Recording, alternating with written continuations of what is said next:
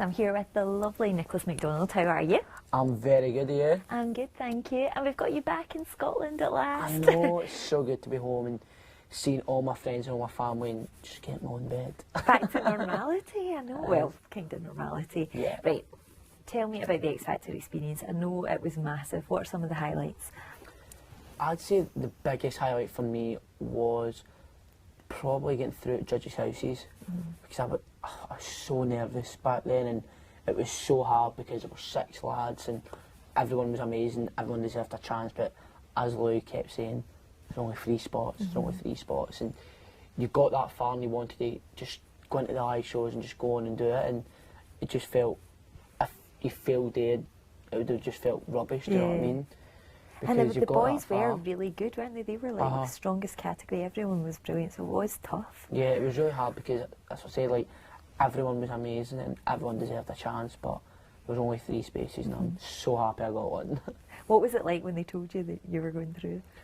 Oh, it's the way Louis was saying it. He sat me down, whatever, and he was talking, and the way he was talking and saying things, I was like, I'm not through, and then he stood up, I was like, what's he doing? And he went, you're through, and I was like, my legs just collapsed. I was like, oh my god, I couldn't believe it. You had that a few times, didn't you? Down on your knees. And then you made it to the live shows, and that's when life really changed, I guess, because you were taken away from your mum. You were only 16, as Sharon kept saying. What was that like, to be away from your friends and family? It was weird because, like, I was just doing normal things, like coming from school, didn't have to do anything, just sitting in really, and then I was just thrown into that show, and it was just like, you're doing something every day, we're getting filmed, you were meeting these massive celebrities like every week. And it was just a completely different life, and it really did change a lot. But was it good? Did you feel yourself growing up because you had to? I felt like simple things like ironing and all that, you wouldn't use that until you moved out of the house, and you'd never use it at the age of 16, but then I entered the house and it's like, oh my god. I was like, I don't have a clue what I'm doing, but Sam Bailey showed me what to do, and now I'm an absolute boss at it. So back in the house now, has your mum got you doing the ironing and the washing? Not really, no. Ah, because you're her baby. Your mum became a star throughout the show as well. I know. She was on it a lot. Mum's famous. I know. How important was your family support? Because we met your family, you're obviously really close to them. How important was that throughout? The support from the family was absolutely massive, and obviously my mum and dad and all my friends, they've always believed in me since the start and always said, you'll do well, and I was always going, alright, okay, whatever. And Mum used to go, but you're going to do well, and I'd go, alright, okay, Cheryl Cole, and my dad would say something, I'd go, alright, Simon. And just, you never ever thought you'd do it, but they always believed in you, and to have a strong family and a strong support like that behind you, it's always good, and it means the world. And every week we saw you get better and better and better comments, apart from Mr. Gary Barlow. Tell me a bit about your kind of relationship. Well, he loved you, but he also was quite harsh on you. No, I've got massive respect for Gary, and at the end of the day, I'm not there to please Gary, I'm there to please my audience, and his comments, I do take them on board, but if they're negative, they don't really matter to me, really, because then that's what I said, like, I'm not there to please him, I'm there to please everyone and just make everyone proud. And you obviously were, because you made it to the final. What was that feeling like, performing at Wembley? Well, it was the ninth live show, one of the songs just didn't go to plan, and I just thought, my second song, I just thought, I need to go out there, I need to give it absolutely everything, and that's what I did. But I just felt on Sunday, I was so negative, I kept thinking, I'm not going to get through, I'm not going to do it, whatever, and then when Dermot called my name, I was like, I couldn't believe it. It was amazing. And then the final as well, Candy coming down in the hot air balloon. That was brilliant. Was it great fun? Gary's comments again weren't that positive, but I was thinking to myself, Wembley Arena, 10,000 people, you have to go out there and you have to have fun, and that's all I wanted to do, and I had the time of my life, coming down an air balloon and all these hot dancers and all these sweeties. It was amazing. Love it. The hot dancers. You became a bit known throughout the show for your love of Nicole Scherzinger. What was she like?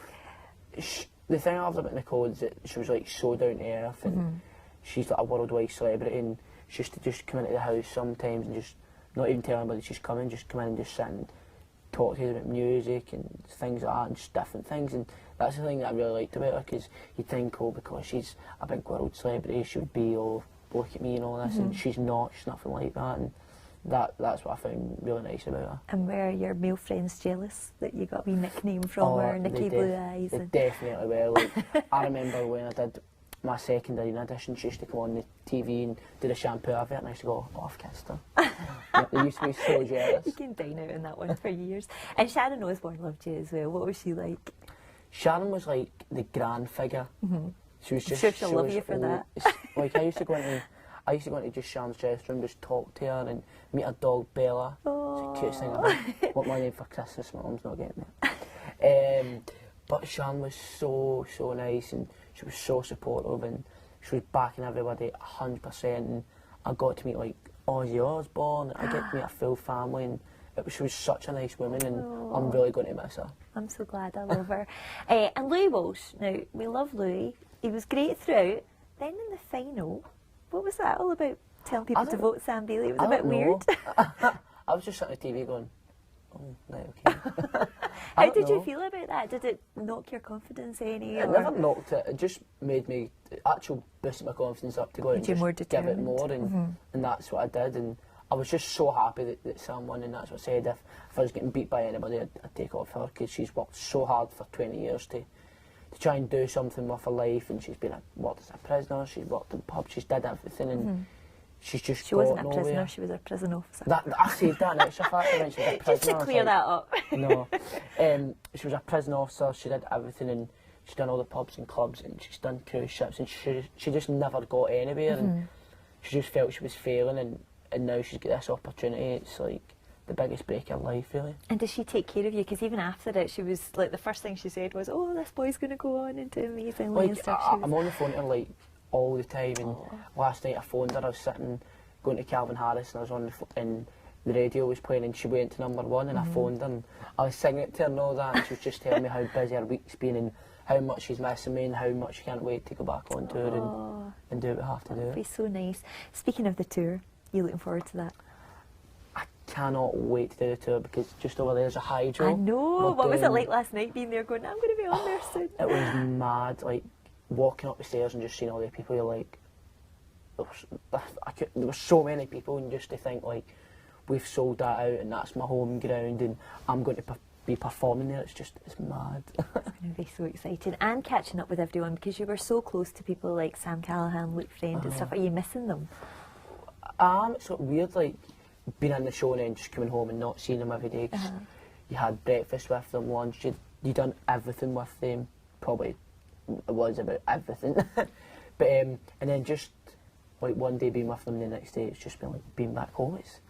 It's like a mad roller coaster you're on, and it changes all the time. Like last week after the show and the hydro, I was sitting with my friends bit thinking, God, this time last week I was sitting told her from the X Factor winner, now I'm on the phone drawing a picture of my friend. I was like, what? It's back to reality, but it's not really reality, because you have so many fans now. So what are you going to do next?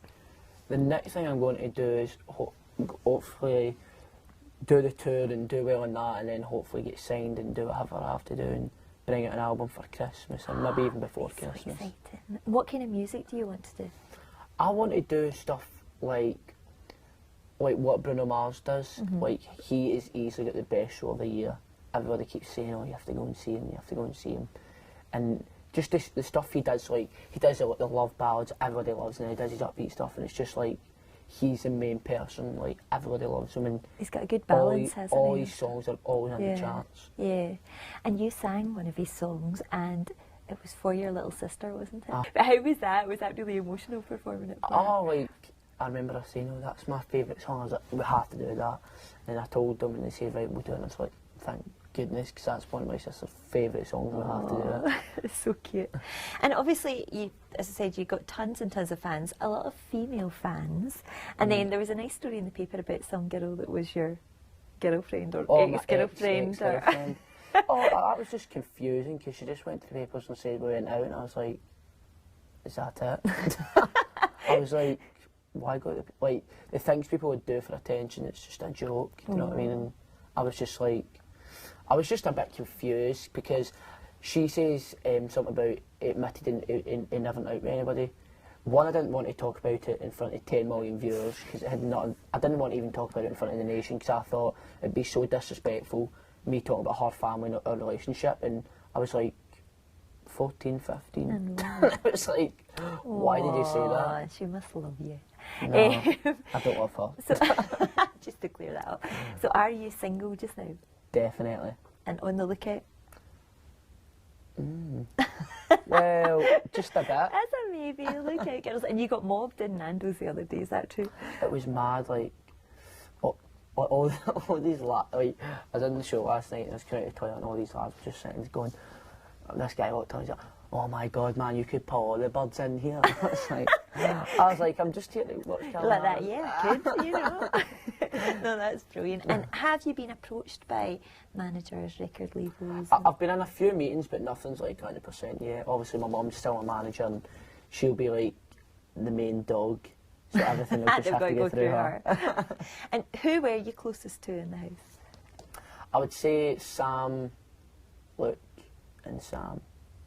Probably the three of them, because Sam's like the mum to us and we were like the children to her. So, and then the three lads, like we stayed in the same hotel room at boot camp, and we went through the full journey together. Like, we done boot camp together, we done live auditions together, we did judges' houses, and then we done the live shows. So we were with each other for like 5 months straight. Gosh, amazing. And you've got a few days off. Then it's back on the road. Well, playing your homecoming show at campus in Glasgow. You're looking forward to that? I'm looking really forward to that because the tickets, I think, have sold out, and everybody's just talking about it, and people have waited hours to get tickets in the rain. I've been like, it's crazy. It's Do brilliant. you think a couple of months ago I couldn't even sell out like a local pub, and now I'm away to campus and perform for all the people, and they're out buying tickets for me. It's so exciting. And what are you going to do in your days off? What are you doing for I'm just Christmas? going to chill out, catch up with all my friends, and do as much as I can with my friends and family before I head back to Before the London. madness starts. But we can't wait to see what's coming up for you next year. And you were brilliant to watch. And I know it's such a cliche, but all of Scotland were behind you. Yeah. Everyone was loving you. So it's been lovely to meet you, and have a great Christmas. You too. Thank you.